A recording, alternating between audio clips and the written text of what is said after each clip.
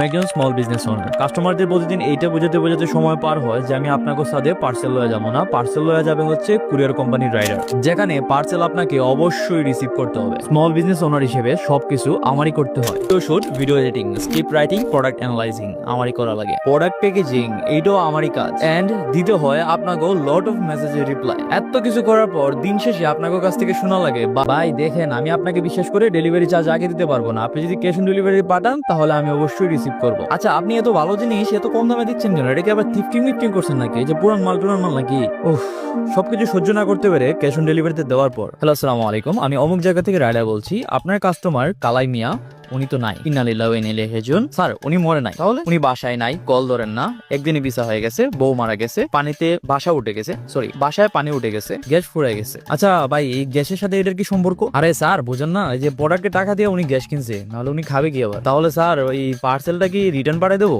ও আর কি করবেন, পাঠিয়ে দেন।